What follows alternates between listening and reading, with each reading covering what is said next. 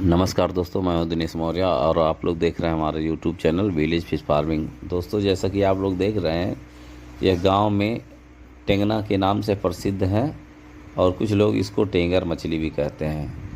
यह शुद्ध एकदम से देसी हैं जो गांव के तालाबों में होती हैं और यह 200 से 250 रुपया केजी तक मार्केट में बिक जाती हैं। बशर्ते ये होता है कि इनका पालन यहाँ पे नहीं होता है, यह मान के चलिए अपने आप तालाबों में हो जाती हैं।